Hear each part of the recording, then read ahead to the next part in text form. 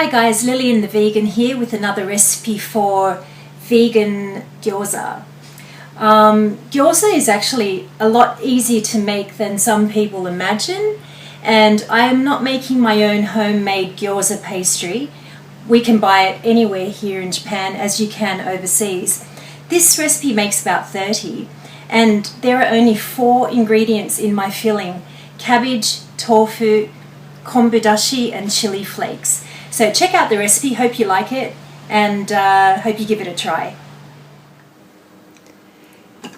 I have my shredded cabbage in the food processor, and I'm just going to process a little bit to make it a bit more finer.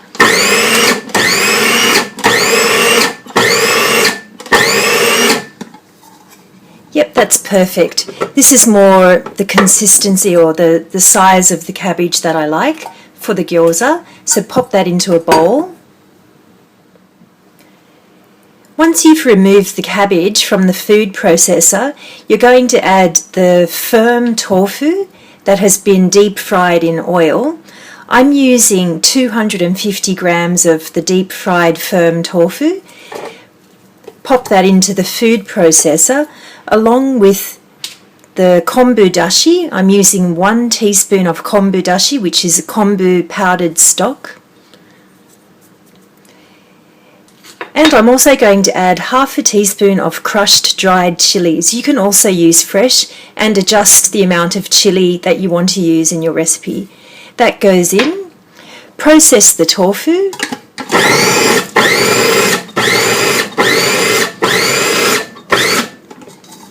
Perfect.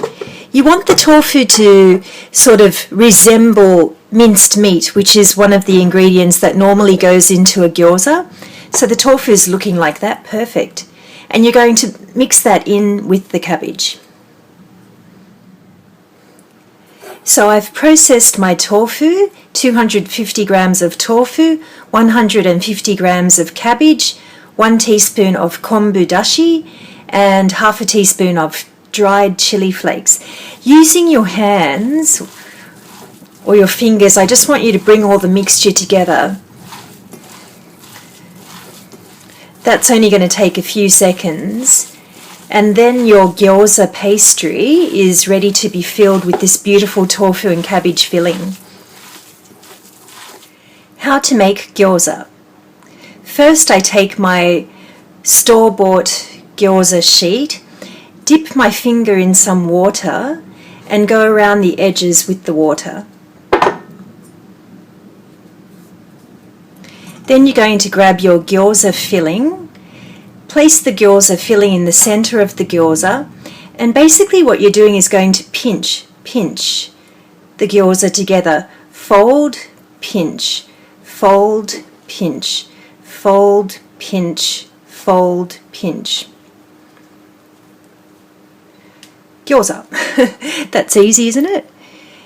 And before I continue, I'm going to put 1 tablespoon of olive oil into my flat pan. I'm using a fry pan, and I'll show you as I do this, but we're going to place the gyoza around in like a sausage sort of shape thingy, if that makes any sense. So remember, you dip your finger in the water, go around the edges of the gyoza sheet, filling in the center, okay, pinch, fold, pinch, fold, pinch, fold, and yeah, that's it. You just keep doing that, and the gyoza will come out really nicely if you don't do what I did just now and put too much of the filling in there. Place that one next to the other one. I'll do one more.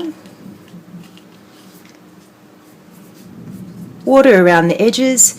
I'm using a teaspoon, and I'm not putting that much filling in. The one I just did then, you could see the filling was sort of popping out of the center. The recipe today I'm making makes about 30 gyoza sheets, gyozas. Fold, pinch, fold, pinch.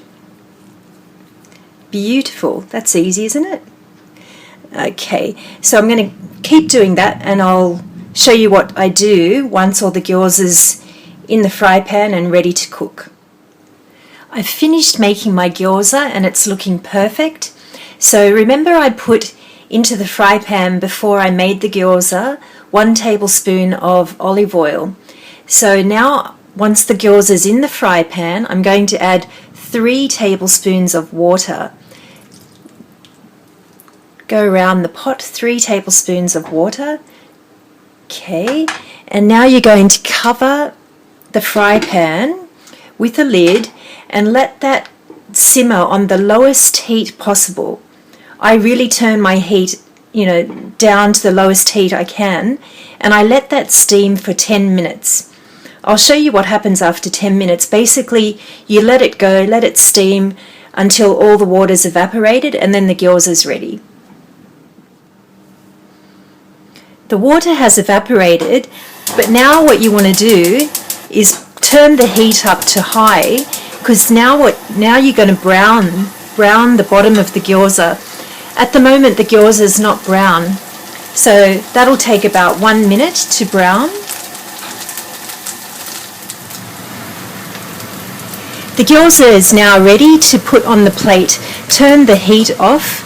Get a nice big plate that fits your fry pan, and then hold the bottom of the plate that you're using. Be very careful when you're doing this, and flip it over.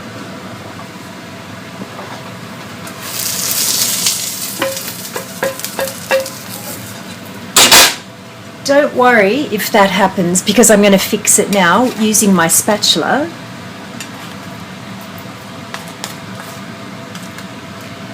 And there I have a gorgeous plate of fresh, hot, yummy, vegan, gorgeous gyoza.